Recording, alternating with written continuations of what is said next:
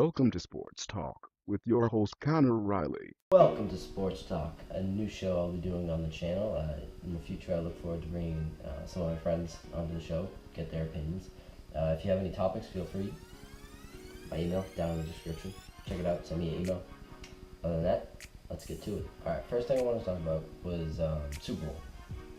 Cam Newton, the future against the history of Peyton Manning.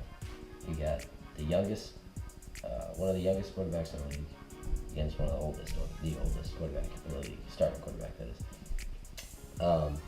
Denver Broncos versus Carolina Panthers.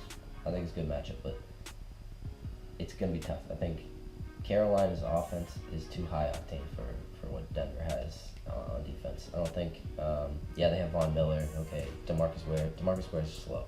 He's not as fast as Von Miller, like in comparison to Von Miller. I mean, obviously, he's a Hall of Fame player, without a doubt, but I don't think he's going to be able to hold his own and contain Cam Newton. And then on top of that, you got Cam Newton's pocket presence and just his ability to move in the pocket and deliver, strikes in the pocket, along with his mobility outside the pocket. I just don't think that's going to be something Denver's going to be able to defend.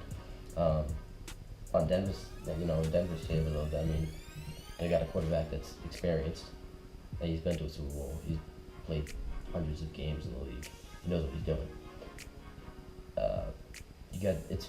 Relatively young team, the Broncos, but they also have a relatively young team, Carolina. Both teams bound to make mistakes.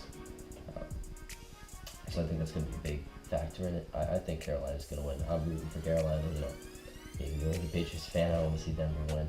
I want to see Manning go out with a loss. I think he's going to retire. That's another thing we're going to look at is Peyton Manning saying to Bill Belichick that this may be his last rodeo. And it kind of annoys me how you see like ESPN Sports Center covering it. They're like, what does this mean? What does it mean when he says, oh, this is going to be his last rodeo? They go way into depth. The dude's retiring. He's going to retire. Like, you don't have to go into depth with it. This is his last rodeo, which means this is his last season. And he hasn't said anything to any of his teammates yet. No one knows, but I think it's pretty obvious. 39 years old, Peyton Manning, you can tell it. And he's done. But, great career. All right, moving on from the Super Bowl. That's something we're going to talk about the rest of this week. Next episode, we'll definitely hit on that more. That was a small, short little segment. I'm going to have more on that. I want to get to the Red Sox. I want to get to the Celtics, and I do want to get to the Bruins. Now, just a, disclosure, I'm not the biggest Celtics fan. Basketball, don't really follow it, honestly. What are they, 24, 21? I know that they're around that. They're around 24 and 21. Actually, I have it pulled up right here. 25 and 21, okay, not bad. And they're second in the Atlantic. That's pretty much the extent of what I know about the team. If you ask me the starting five, honestly, wouldn't be able to tell you. Maybe I could name three of them, maybe. I'm looking at headlines, try and discuss, some stuff that I find relevant. And then the Bruins. I don't really follow the Bruins too much. I mean, third in the Atlantic, 26, 18, and 5. I mean, I know they're doing good. They had a couple wins in a row. I know that. I want to say they won 4 of the last 5. I mean, they're doing pretty good. I know Marshawn's got like a 5-game goal streak, which is obviously really good. But obviously those two teams I'm not really following. I am a big follower of the Red Sox, though. Do want to start talking about David Price, the signing of David Price, his contract and his opt-out, and Craig Kimbrell. Obviously, huge trade for the Red Sox. I think Craig Kimbrell is going to add to the back end of the bullpen, obviously, as a closer. I think it was a very good trade. We're sending our 4 prospects over to San Diego. He's a four-time All-Star. I mean, he's just an electric closer. He's got a great arm, and he's just got good stuff. It's just overpowering.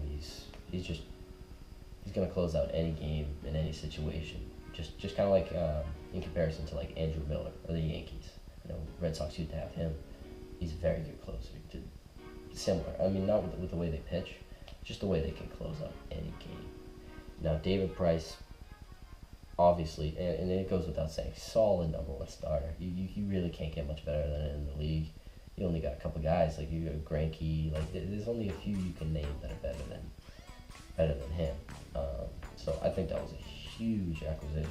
I want to say what was it, 217 million we're paying him over 7 years or something like that. I mean, I know there's an opt-out clause in there after like 3 or whatever. I'm not too sure what that is, but he's going to help out. Not only is he a good number one starter, top of rotation guy, opening day starter, he's going to help the bullpen. He's going to go late into games. He's going to push back the innings. He's going to go 6, 7 every single game he starts, and he gives you that. That's what he comes with. He's never going to go 4 innings. Like, it just doesn't happen. He's too good of a starter, and that's going to help the bullpen. Bullpen's arms are going to be fresher. We're not going to get shellacked from time to the game, which was a problem last year.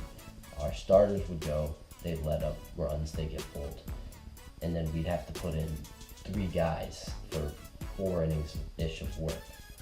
So the arms in the bullpen would just get burnt out, and we just lose games because of it.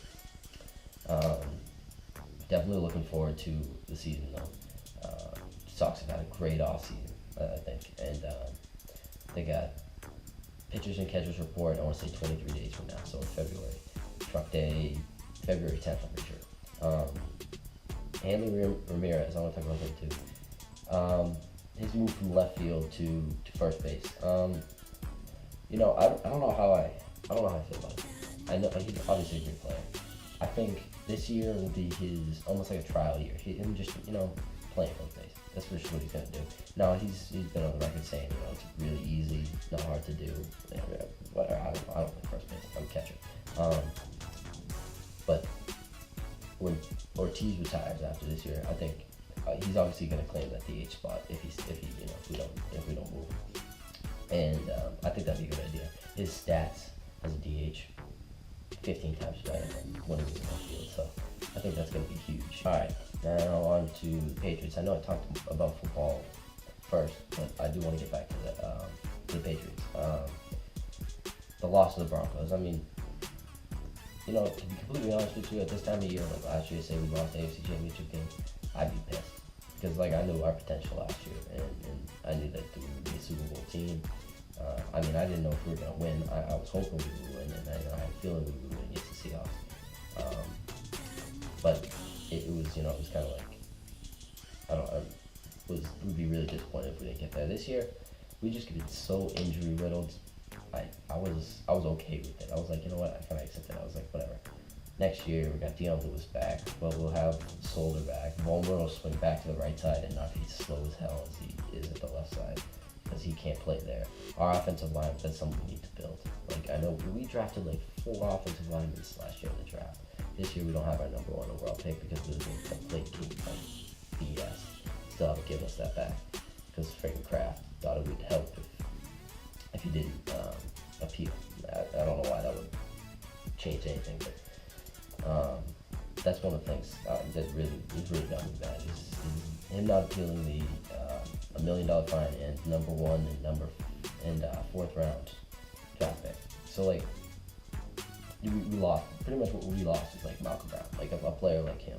Obviously it's not gonna be him, but just saying like that type of talent. Malcolm Brown was a big part of this team. Like and it goes really unnoticed, but his pressures and all that kind of stuff, really went unnoticed. He's a great player. He's a great player, and good future for him. But we lost that talent, that type of talent, by losing that first round draft pick for something that got overturned in court. Like I don't really understand. Really, the thing I'm happy with the New England did with their contracts this year. We don't have many free agents. The only big one I can really think of is Akeem Hicks. Just got him from New Orleans this year, partway through the year. He was a great player towards the end of the season. He had a ton of sacks, he had a ton of pressures. He was just going off. He was on fire the whole back end of the year. And he's a free agent. Nate Ebner, he's a quality special teamer. Adrian Waddle, we traded for him, or we picked him up. We picked him up off waivers, actually, I think. Can't remember. Yeah, I mean, LeGarrette Blunt, I think he's gonna be pretty big to retain, just because we don't have any other running backs. I mean, Deion Lewis obviously, but you need someone that can run in between the hashes, just downhill, and I don't see really anybody like that. I mean, obviously Forte and Foster are both free agents, and I think you know what that Foster would fit really well with our system. I know he's injury prone, but I just feel like if we picked up Foster in free agency, I think it'd be a pretty big pickup, but I don't really see it happening. But other than that, like Tavon Wilson's a free agent. Ryan Waddell, that'd be big. He's been hurt all year. He was on IR.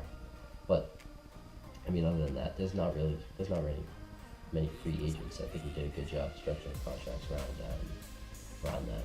So we don't have like 5 guys we have to re-sign, all starters. But that's pretty much all I wanted to touch on with the Patriots. I got the Red Sox. Bruins and Celtics will come next episode later in the week, a couple days from now, probably Saturday. I'm thinking. So until then, I'll catch you later.